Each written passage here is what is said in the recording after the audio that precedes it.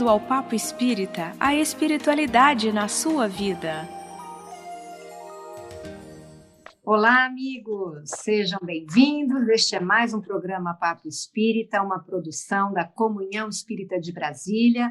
Você que gosta dos nossos temas, do nosso bate-papo, te convido a ir ao canal da Comunhão Espírita no YouTube, se inscrever no canal, alertar, colocar os alertas para receber todas as produções da nossa Casa Espírita. E estamos hoje com Miriam dos Anjos e Thelma Alves, tudo bem? Nossas colaboradoras. Tudo ótimo.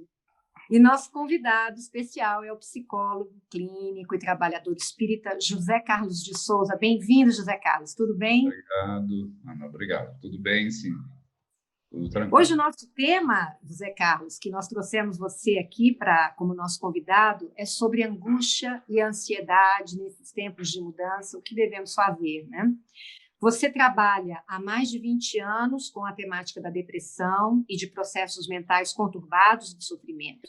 E na Comunhão você faz parte do projeto Viver Conversando com a Vida, de atendimento a pessoas com ideação suicida, que foi tema do nosso programa de número 98, está lá no nosso canal da Comunhão, e promove cursos para atendentes fraternos da casa lidarem com questões emocionais. Então, nós queremos falar nesse programa sobre esses estados de angústia e ansiedade, medo, ataques de pânico e tantas outras situações emocionais difíceis pelas quais muita gente está passando, especialmente agora, né, durante essa pandemia. Que situações têm sido mais recorrentes no consultório e no atendimento fraterno da Casa Espírita? Ana, desde há muito tempo, o que se observa nos consultórios, na prática clínica médica, na prática clínica psicoterápica e mesmo nos atendimentos fraternos nas casas espíritas, pelo que a gente pode perceber e ficar sabendo no contato com os companheiros que estão na lide do atendimento, dos irmãos que ocorrem à casa espírita na busca de uma orientação, daqueles que vão à clínica médica, à clínica psicoterápica em busca também de alguma orientação ou alguma medicação para as suas questões de base. O que a gente tem percebido, principalmente, são estados ansiosos, o relato de estados ansiosos.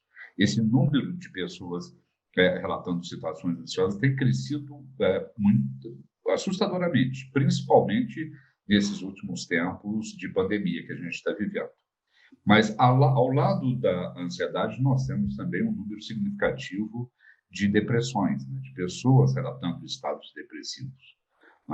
E a questão interessante, em função do tema que você colocou, é que tanto a ansiedade quanto a depressão podem levar a estados de angústia. Ou seja, a angústia pode estar presente nos transtornos ansiosos e nos transtornos de humor, como a depressão.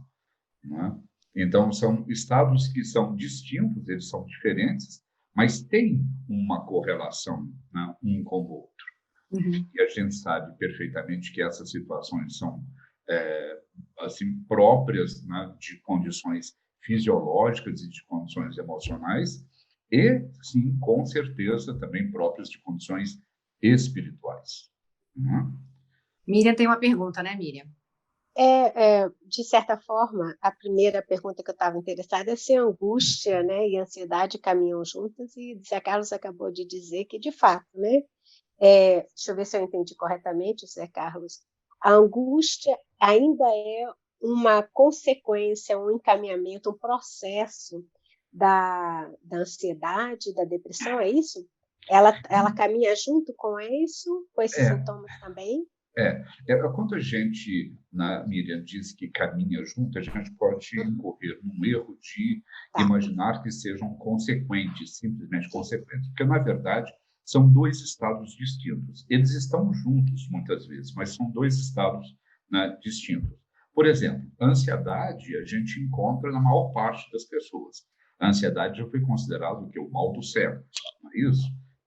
Já desde algum tempo vem se falando disso, já foi o mal do século passado e continua sendo o mal do nosso século atual. Em função da pandemia, parece que realmente vai se instituir dessa maneira, como o mal do século, a ansiedade. Agora, a angústia, ela não acomete a todas as pessoas que estão com ansiedade, né? Se a gente tem um número significativo de ansiosos, as pessoas que têm angústia é um número reduzido, cerca de, mas apesar de ser reduzido com relação à ansiedade, é um número muito grande, cerca de 50% uma estimativa que 50% da população sofra, né, angústia. As pessoas geralmente se referem à angústia, né, como um sentimento de pouco controle, de uma dificuldade grande de lidar com algumas reações que estão, às vezes, muito mais ligadas a uma condição orgânica. Elas percebem, né, um mal-estar muito mais organicamente do que emocionalmente, como é na ansiedade, né? Aí a gente precisa, então, definir bem o que é a ansiedade, né? É uma apreensão com relação ao futuro, e é uma apreensão exagerada, né? Todos nós temos alguma apreensão com relação ao futuro, obviamente. Agora, quando essa apreensão é exagerada, né, e o futuro se torna uma ameaça, nós desenvolvemos, então, estados de ansiedade, ou seja, uma condição interna, né, que nos modifica a fisiologia, nos modifica as reações emocionais e estabelece, né, essa condição. Na verdade, quando a gente sente angústia, é porque nós estamos, de alguma forma, configurando ou imaginando uma ameaça presente, algo que nos esteja ameaçando de alguma maneira. Então, a ansiedade é essa coisa, perdão, eu falei de angústia, mas a ansiedade é essa coisa voltada para o futuro. Agora, a angústia já é um sofrimento relacionado ao presente, né? A pessoa, quando sente angústia, ela está ligada, conectada, né, aos sentimentos daquele momento, né? Então, as pessoas que sentem angústia vão falar de um sentimento de vazio no peito, de conflitos, né, ante as possibilidades de escolher coisas no dia a dia, vão questionar o sentido da existência, e, principalmente na angústia, vem um sentimento muito grande, né, de desamparo, de incerteza. E é esse desamparo, né, da angústia é que está presente em outras condições, como a depressão, por exemplo, né? Desamparo é um constitutivo da depressão.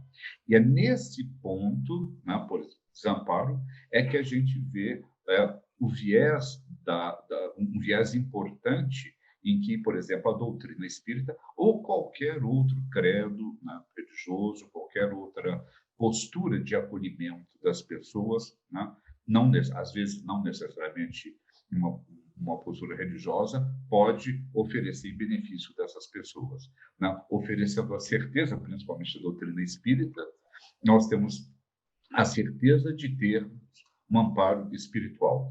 E nós temos, inclusive, uma prática, né, que nos permite, que nos ensina, mais do que permite, ela nos ensina a nos conectarmos com a espiritualidade, né, com os nossos amigos espirituais, os nossos protetores, os nossos mentores espirituais, esses amigos incansáveis que estão sempre ao lado da humanidade, nos ajudando a atravessar os momentos difíceis, né? E o desenvolver dentro da pessoa e o devolver para a pessoa esse sentimento de conexão e de amparo, né, pode fazer melhorar muito esses estados, né, de angústia e de ansiedade, né?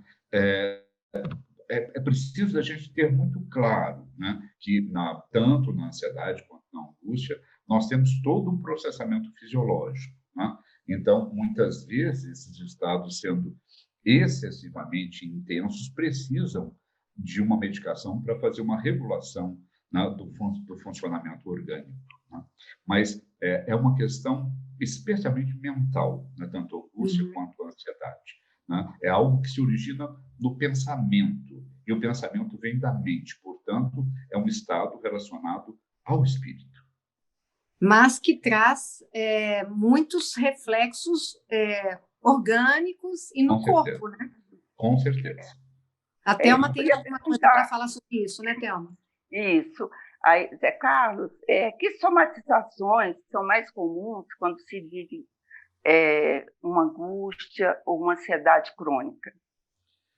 Bom, na ansiedade, a gente tem alguns tipos de reação, né?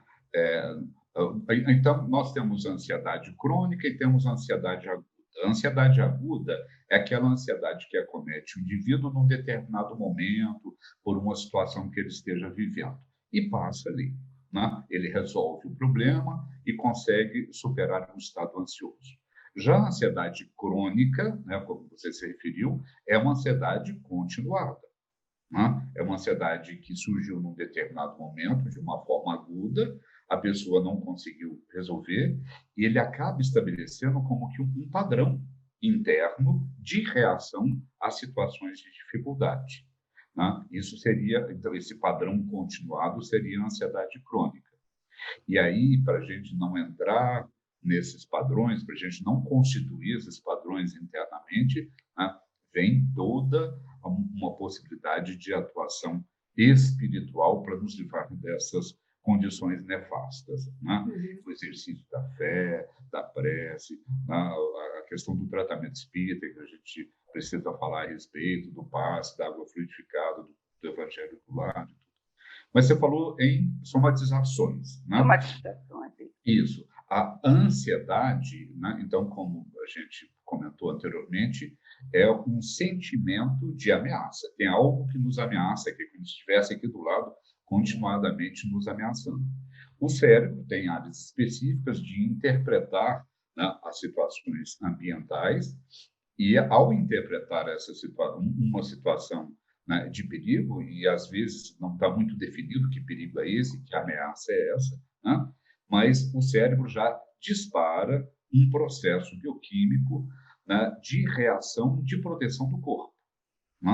Então, algumas áreas cerebrais vão, aspas, conversando uma com a outra, né, e vão mandando mensagens bioquímicas até que uma dessas mensagens vai através do sistema nervoso central, né, de ativação desse sistema nervoso central, vai para as glândulas suprarrenais, né, que vão lançar na corrente sanguínea, né, alguns hormônios que são muito conhecidos, né, que são, né, principalmente a gente fala, né, de adrenalina e de cortisol, né, como os hormônios do estresse, por exemplo. Então, a reação fisiológica, né, é a reação que a adrenalina, principalmente, vai propiciar para a pessoa enfrentar o perigo ou fugir desse perigo. Então, ele vai ter o quê? Ele vai bater, o coração vai bater mais forte, vai alterar os batimentos cardíacos, ele precisa de uma ativação circulatória, principalmente para, né, para os órgãos de periferia, né? Então, vai ter um aumento da pressão sanguínea, mais sudorese, né? E num estado ansioso, a pessoa vai ficar com hiperventilação.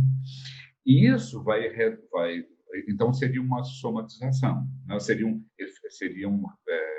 efeitos somáticos, né? Efeitos no corpo. Agora, essas situações vão trazer o quê? Né? A pessoa, quando sente que o coração está acelerado, que, né, a boca seca, às vezes a mão treme um pouco, tem uma sudorese, né? Ele cria medo, né? Uma ansiedade, aí a ansiedade está presente, uma preocupação, ele começa a ficar com pensamentos negativos. O grande problema da ansiedade é que nós, infelizmente, seres humanos, desenvolvemos essa condição de uma forma continuada.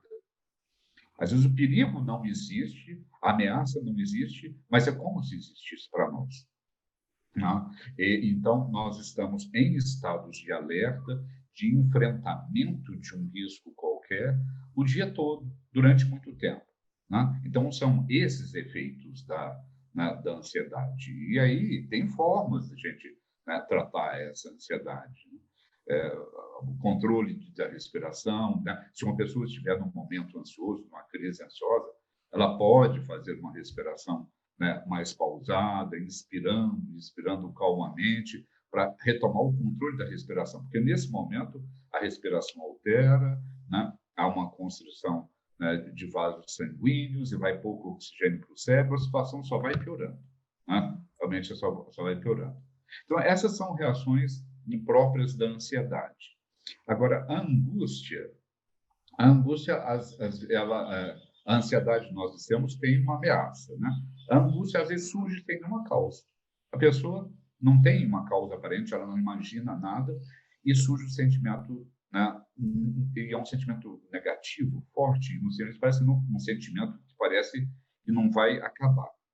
E a somatização da angústia é o quê? É aperto no peito, principalmente. A gente sente muito nessa região. Nós temos muita musculatura lisa nessa região e ela contrai levemente. Então, a gente sente aperto no peito, nó na garganta, né? Aquele aperto na garganta, os batimentos cardíacos se alteram na situação também né, da angústia. Esse nó na garganta, às vezes, nos impede de respirar, né? Nós temos uma dificuldade para respirar, né? E uma sensação de peso nos ombros, peso na nuca, uma tensão muscular muito grande. E isso vai nos dar um sentimento de desamparo. Então, o desamparo está sempre presente nessas situações. Estou sozinha, né? Não tenho ninguém em quem possa confiar. Exato. Exatamente. Esse é um sentimento muito triste mesmo, de muita angústia, né? Eu não tenho em quem confiar, eu não tenho ninguém para me auxiliar. E aí, nessa hora, José Carlos, aonde que você acha que a espiritualização, não necessariamente ser espírita, né? Mas que recursos a pessoa pode buscar dentro de si para buscar esse amparo? Como é que ela pode sair dessa? Então, antes de a gente saber como sair dessa, é importante saber, né, de onde que isso vem, na verdade, para saber o que fazer, né? Precisa de conhecer o assunto. Então, os estados de angústia e estados de ansiedade, os estados de ansiedade às vezes vêm muito do cotidiano e encontram dentro da pessoa uma disposição de reagir daquele modo. O estado de angústia, às vezes, como eu disse, vem de repente, parece aparecer do nada, né? Então, essas duas situações, elas vêm de registros emocionais que estão arquivados na nossa mente, está aqui dentro. As razões estão aqui dentro. A solução também, né? Como estão na mente, elas estão onde? No espírito, né? E elas geralmente são resultados de situações vividas em outras existências. É um gatilho aí. Tem um gatilho. Sim. Né? Então, são traumas que a gente viveu em outros momentos dessa vida, ou traumas que a gente viveu em outras vidas que o espírito ainda não resolveu. Né? Uma outra situação que dá origem, os espíritos nos ensinam isso, né? Que dá origem a esses estados ansiosos de angústia, é uma auto-obsessão. Óbvio que nós temos também a obsessão espiritual, que é aquela ação deletéria de irmãos menos evoluídos, menos felizes, né, que atuam ao nosso lado no sentido de nos desarticular, de nos desarmonizar. Então, nós temos a obsessão espiritual também como causa de ansiedade e de angústia, mas nós temos a auto-obsessão principalmente por culpa. Né? O ser, né, teve determinadas vivências numa vida anterior, teve determinadas vivências nessa vida, não trabalhou a culpa, não trabalhou esse sentimento, né, de reformatação, né, do que foi feito, dito e sentido, né, e ele desenvolve uma culpa. E a culpa é um sentimento deletério, um dos piores sentimentos, né, que o ser humano pode ter. Ele é importante para uma recuperação, para um reposicionamento individual, espiritual, né? Mas às vezes a pessoa não consegue sair dessa situação e entra num processo obsessivo. Então, por isso, quando a doutrina ajuda, a doutrina espírita, no caso, ou qualquer uma outra doutrina, né, ajuda a pessoa a compreender a natureza dos sentimentos dela, né, e principalmente na doutrina espírita, né, estimula a prática da caridade do amor, ajuda muito, facilita muito a superação dessas situações, porque eu tiro a atenção do meu problema e levo a minha atenção para o problema de outras pessoas. Quando eu exercito a amorosidade, quando eu pratico caridade, né? Eu estou meio um tanto que desconectando de mim mesmo para me conectar à necessidade de alguém. E quando eu faço isso, eu mudo, eu altero o meu processo interno. Né? Eu altero no sentido, inclusive, de perceber que existem possibilidades de ajuda. Se eu posso ajudar alguém, obviamente existe alguém, espiritual ou não, um espírito ou não, que pode me ajudar. Então, o aspecto da desesperança começa, né, a arrefecer. O desconforto com a desesperança começa a ser modificado. Então, eu começo a perceber, olha, não, é possível uma pessoa atuar em benefício da outra. Então, lá Posso no interromper? fundo... Pois não, Helena? Posso, Zé Carlos, porque você está falando, estou com a pergunta aqui. Nesse sentido, né? Então, a angústia, a ansiedade, é quando estou muito centrado em mim, nos meus desejos, nas minhas expectativas, e a não realização desses desejos e expectativas em frustrações, e a não saber lidar com essas frustrações, acentuam os meus quadros de ansiedade e de angústia? Sem dúvida que, né, não lidar com frustração, né, pode acentuar os estados de ansiedade. Né?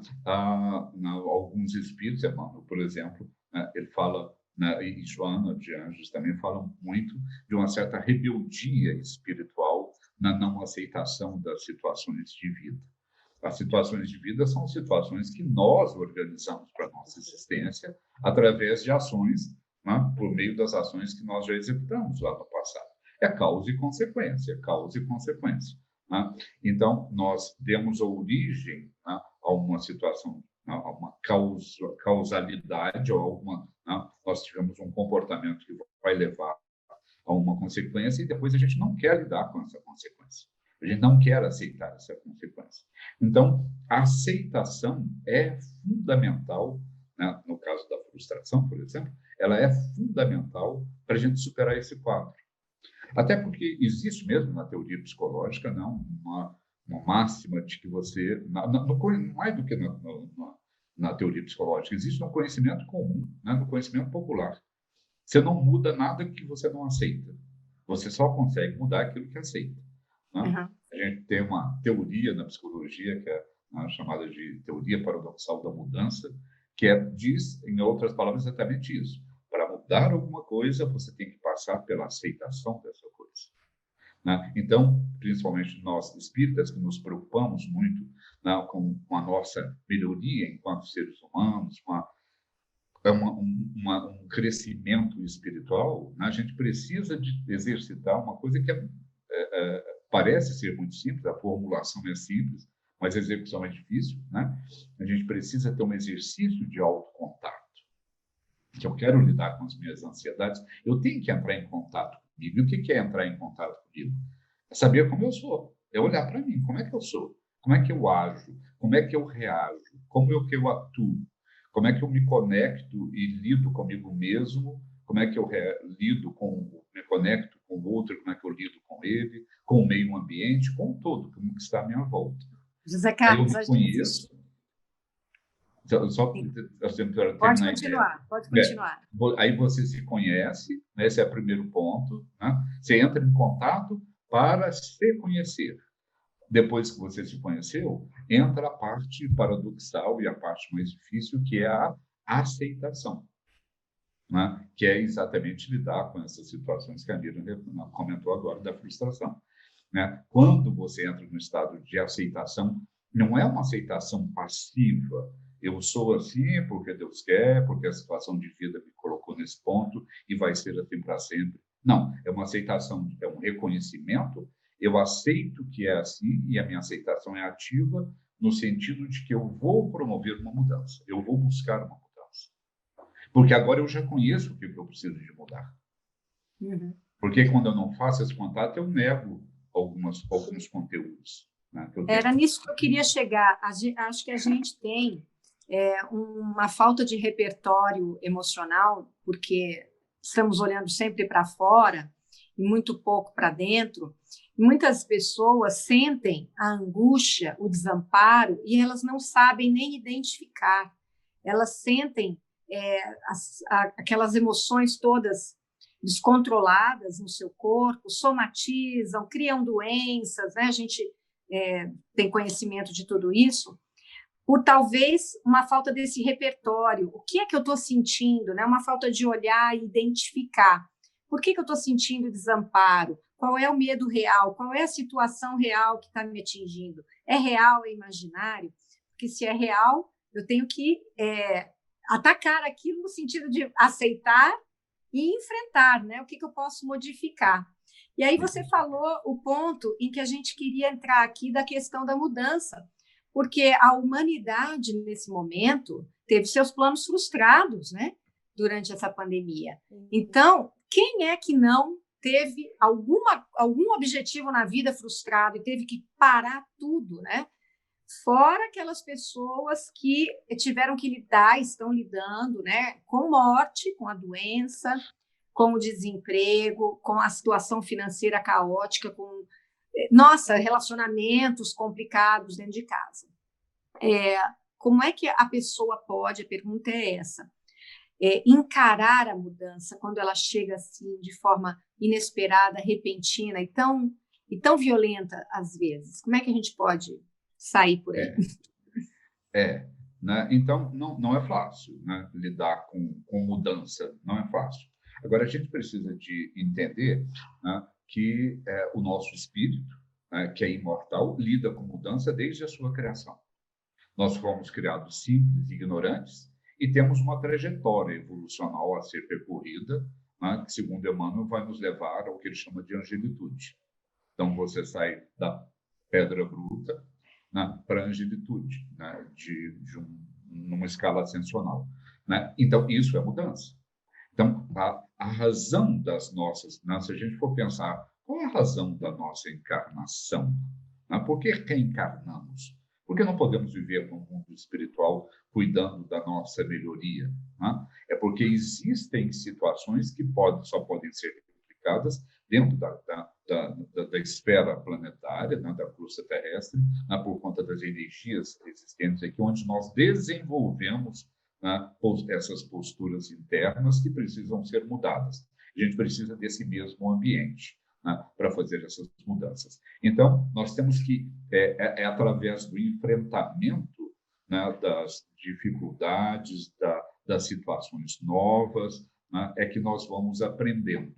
Né? Nós vamos aprendendo a ser melhores, nós vamos ampliando o nosso repertório, né, de recursos internos que nos permite, né, o enfrentamento. Então, né, o espírito humano ele está acostumado à mudança, na verdade. Só que tem um detalhe, né? A gente vem já, né, de uma certa forma, num processo evolutivo, né, tecnológico, né, está trazendo, num tempo muito curto, uma possibilidade muito grande de conforto, né, para as pessoas. Nós não temos mais as condições da Idade Média, né, em que nós tínhamos uma dificuldade muito grande para ter alimentos e para lidar com as doenças, não tinham, né, as questões de higiene. Né? Se a gente, né, vê, por exemplo, grande problema nas grandes pandemias que a gente teve, né, a peste negra, que matou milhões de pessoas no mundo inteiro, né, era basicamente uma questão de higiene. Né? A propagação e a evolução dessa coisa era uma questão de higiene. Uma higiene física, até corporal, e uma higiene de hábitos. Né? Então, a mudança, geralmente, ela vem, e a gente acabou entendendo isso. E a mudança, ela vem, às vezes, de uma forma, né, da vivência de situações mais opressivas, mais dolorosas. Podia ser diferente, obviamente, né? Mas, às vezes, a mudança vem dessa situação. Mas, por conta dessas melhorias que nós já conseguimos, o cérebro vai se adaptando a essas situações, né? E vai trabalhando no sentido de que você precisa economizar energia vital, energia de vida. Né? E toda mudança tem um custo. Toda mudança, né, você tem que sair de uma situação para se adaptar a uma condição nova. Né? E você vai enfrentar, né, uma disposição interna de resistência no primeiro momento. Então, mudar não é fácil, né? Porque existem condições, inclusive biológicas, que dificultam um tanto, que não facilitam um processo de mudança, né? E aí nós temos, se precisamos mudar, se queremos mudar, né? Nós temos que entender, nós temos que organizar essa mudança, né? A gente fala muito, né, nos meios que se preocupam com a evolução do ser humano, em evoluir, em crescer, em mudar. Mas muitas vezes nós esquecemos de falar da metodologia. Mudar como? Né? Como é que é mudar? Tem que transformar né, o homem velho, né, tem que transformá-lo em uma coisa nova. Mas como fazer isso? Praticamente, muito bem, você vai ser caridoso, você vai rezar, você vai orar, você vai confiar. Isso é suficiente? Não, não é. Não é, né? Porque simplesmente confiar numa ajuda externa é terceirizar a mudança. E a mudança é nossa, é ação, sabe? É suor, né? É determinação e é principalmente planejamento. Então, para mudar, eu tenho que saber o que é que eu quero mudar. Primeiro, eu tenho que saber, como a gente diz, quem é que eu sou? Quem sou eu? De onde que eu estou partindo para uma mudança? Né? E depois eu tenho que definir o que é que eu quero mudar. E por que é que eu quero mudar? Eu tenho que responder essas questões e estabelecer uma forma. Então, então como é que eu vou mudar? A gente pode ter um exemplo. Perdão, você ia falar. Enquanto eu estava pensando aqui, enquanto a gente estiver numa postura de vítima, não vai existir nenhum movimento desses. Nem, porque estamos completamente terceirizando e olhando para fora, né? A postura de vítima é exatamente essa terceirização, né? E é uma acomodação, né? E a mudança vai certamente terá que nos desacomodar, né? A gente vai ter que sair daquele do nosso ponto de conforto, né? Nosso momento, estado de conforto, para uma situação de desconforto. Agora, né, você vê que interessante que as possibilidades de mudanças significativas da humanidade, no meu ver, elas vêm de situações dramáticas, difíceis. Né? Uma pandemia, por exemplo. Agora mesmo, né, com a pandemia do coronavírus, o que a gente tem visto falar, né, as pessoas, o novo normal vai se estabelecer, o mundo vai ser melhor. Tem algumas mensagens espirituais nesse sentido que falam de possibilidades, né? Que toda crise pode trazer uma possibilidade. Não quer dizer que crise seja sinônimo de possibilidade. É a possibilidade de abrir os olhos para o problema. Tem uma crise, então estou vendo, isso é um problema. Então eu vou abrir os olhos para isso e vou promover algum tipo de mudança. Né? Qual é a mudança que eu preciso? Nesse momento, então, nós estamos vivendo, em termos de humanidade, uma situação muito especial, uma condição muito especial, que deveria nos levar a todos para uma reflexão mais aprofundada de que algumas mudanças precisam e devem ser feitas. Né? Mudanças no nível individual, no nível coletivo, no nível de Estado, de relações entre as nações. Né? A mudança nunca é um processo único e isolado. Nós somos partes de um todo. Né? E a nossa mudança afeta o todo. Então, o que a gente vê nesse momento que a gente está vivendo? Algumas pessoas desejosas e imaginando que o novo tempo vai se estabelecer. Vai, mas não é amanhã.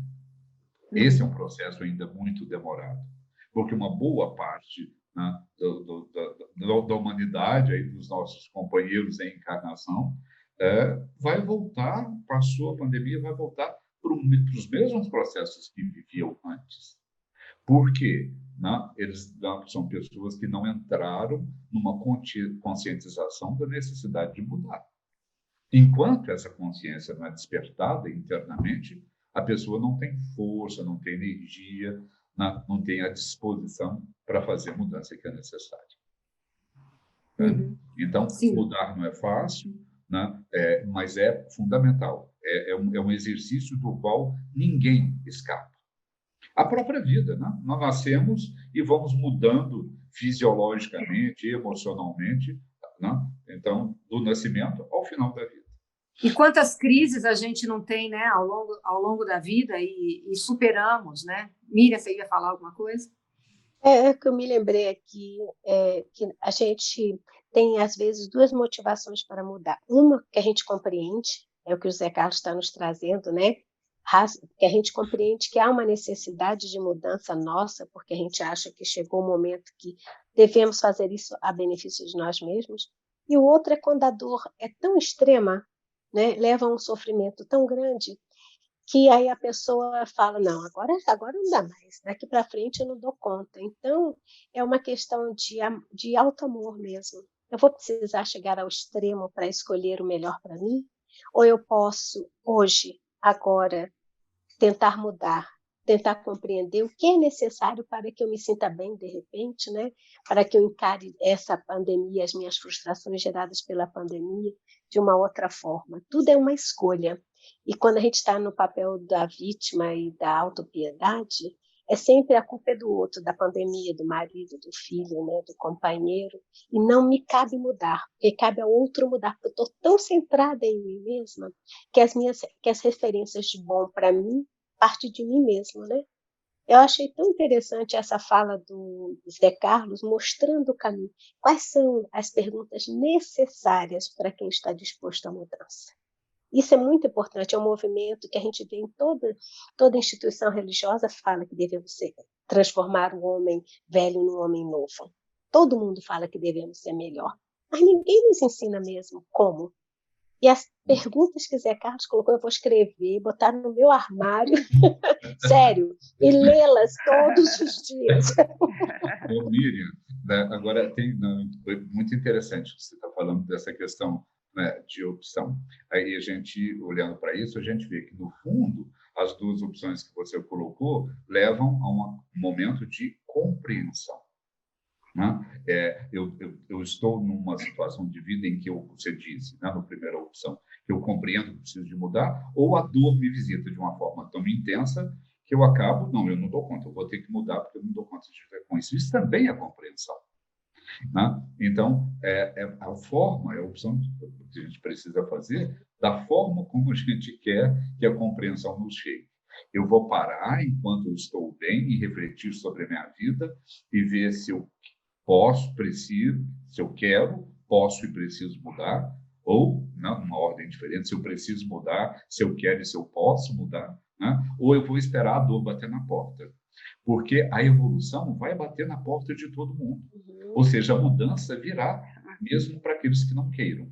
Pode não vir nesse momento dessa pandemia, mas pode vir numa outra situação qualquer de vida, e vai vir. Né? Porque para crescer, para evoluir mesmo espiritualmente, essa mudança é fundamental, ela é necessária. Sem ela, não existe a evolução, não existe o crescimento. O que é fundamental na mudança, né, é o ser ter uma compreensão daquilo que ele é e daquilo que ele vive. Né? Se eu não sei o que eu sou e de como eu estou, eu não terei como empreender essa viagem rumo a uma situação diferenciada, né, em que eu me veja mais crescido, um pouco maior enquanto ser humano, enquanto espírito. Né?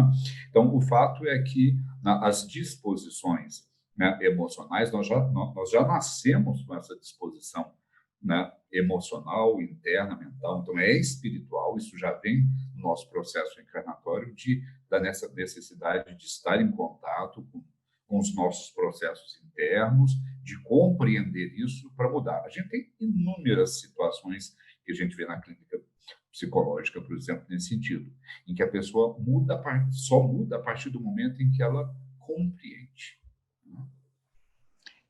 Eu acho que você deu um recado super importante, que é, em primeiro lugar, olhar para si, né? Não deixar que aquele sentimento que está fazendo um estrago danado dentro de você role solto, permaneça, se torne uma coisa que faz parte de você e você não saiba viver sem aquilo, né? Sem aquele sentimento de angústia, de desamparo, essa ansiedade que leva ao medo, né? A essa síndrome do pânico. E muita gente leva a encarnação inteira dessa forma, sem se dar conta, né? Então, tanto prejuízo, né? Como? Muita gente. Encarnações, né? E outras. Essa talvez seja aquela que a coisa está chegando mais violenta, né? Porque você já não fez o trabalho anterior. Só que talvez a gente não tivesse a psicologia antes, né, José Carlos?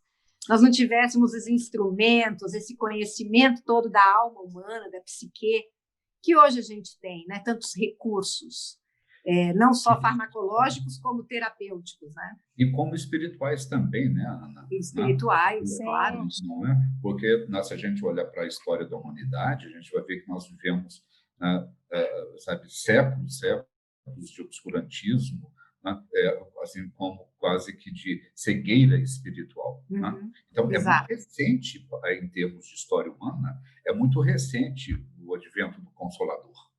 Né? Exato. Eu acho que essa forma da gente enxergar, se a gente consegue perceber que estamos, nesse momento, vivenciando grandes mudanças e estamos, de alguma forma, não satisfeitos com aquilo que estamos vivenciando dentro de nós, estamos identificando, né? Eu acho que você foi perfeito. Vamos aceitar essa condição para termos vontade de fazer uma mudança que vai vir dentro de nós. Não adianta só... A gente deve procurar ajuda, porém, a gente tem que ter a vontade, né?